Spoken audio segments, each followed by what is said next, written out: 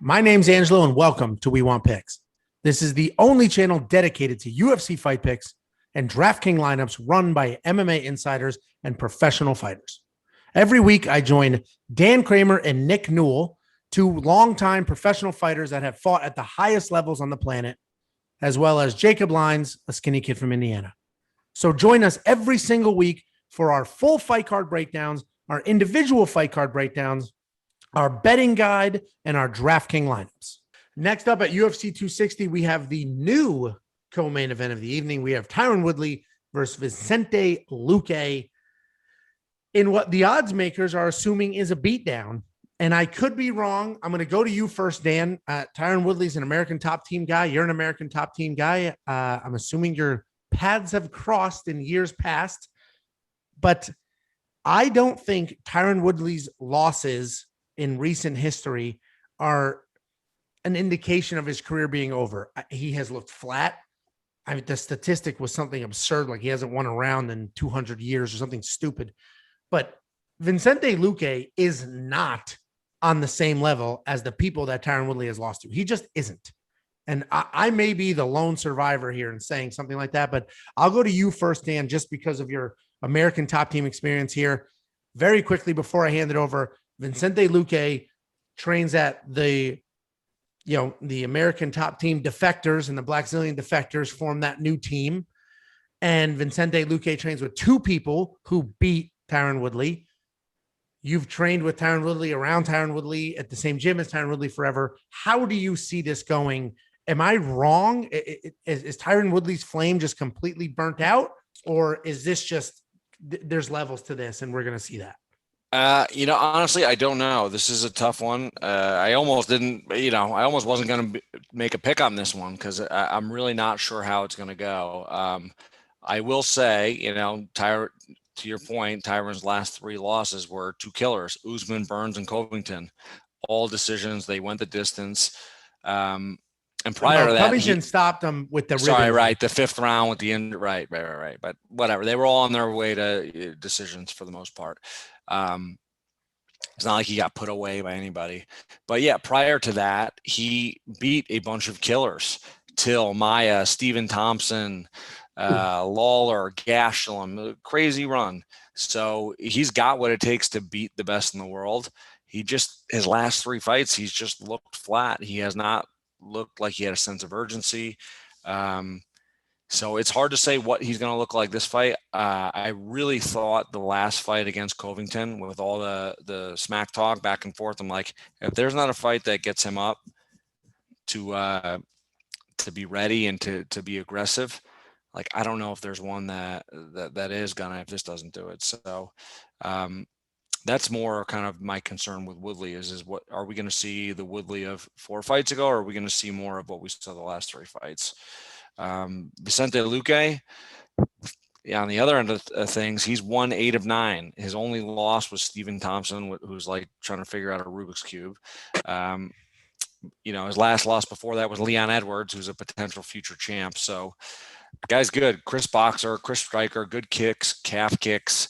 He's very good. He's improving. So this is a tough fight to call. I think, honestly, based off of what we've seen recently, like, you can't really go in there feeling confident picking Woodley just because he has not really showed up for his last few fights. But I will say, in the back of my mind, I thought this last fight too, I'm like, one of these fights he's going to show up and just start somebody and remind people that he was the best in the division for a long time. So I don't know if this is going to be the fight. I hope it is.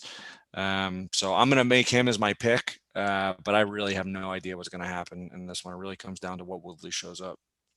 Yeah, I mean, I'm picking Tyron Woodley to win. I agree. I mean, he could come out and just lay down and do nothing. But I just think I think there's levels to this. And Vicente Luque is very, very good and is doing very well and is at a great gym now. I mean, your old wrestling coach, Cami Barzini's over there. They have trained 2 fighters to beat Tyron Woodley in the last 2 years or year and a half. So they know what they're looking for. They know what they're up against. They're 2-0 against him. I just think Tyron Woodley is not stupid. He's been competing his entire life. He has achieved all the success anybody could ever want to achieve in everything he's tried to do. And I think he realizes this is a win or go home. If this was WWE, this is like you get a contract or you're fired at the end of this fight. I forget what those matches are called, but it is one of those, because if he loses, that's it. Tyron Woodley's done. I mean, he'll be on the undercard of a fight night, maybe. So I just think this is it for him, and he realizes that. And I think he comes out. I think he's more aggressive, and I think he wins this fight. He's in my DraftKings lineup. I can't pass him up at 7,100. And I may look dumb as hell on Sunday if he just did nothing and scored 5 points. But, we'll see what happens. Nick, I'll go to you. What are your thoughts here? How do you see this going? The statistic that you had was ever since Tyron Woodley released his hit rap single, "I'll Beat Your Ass," he has lost 15 rounds in a row. That's the joke. To me, Tyron Woodley's a great fighter. I'm big on Stephen Thompson. I think Stephen Thompson is like one of the guys that has the best chance to beat Usman, and people make fun of me and call me crazy for that. He's amazing. And Woodley took it to him twice. Both fights were really close, but he got it done. His last couple fights, he's fought maybe the top 3 guys in the world and looked real flat. He was just kind of waiting on that right hand that never came. None of those guys were going to get hit with it. Vicente Luque is actually one of my favorite fighters to watch. I'm a big Vicente Luque fan. It looks like he read like the book, like How to Fight for Dummies. Not that he's a dummy, but like it's just the textbook on how to fight. His hands are always up. His eyes are always on you. His technique on his shots is fantastic. He moves forward and he moves his head, and he has good footwork, but he is hittable. He fought Mike Perry. He got touched a lot. I thought he was going to destroy Mike Perry that fight. He has a lot of knockouts. I mean, when he fought Nico Price, he got tagged a couple of times. Barberena, same thing. Even though he finished those fights, it is a little bit of a concern to me.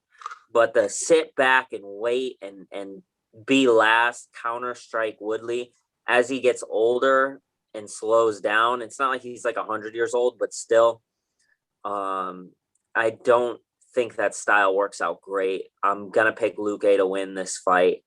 And I did put him in my lineup. Okay. So you went the opposite direction.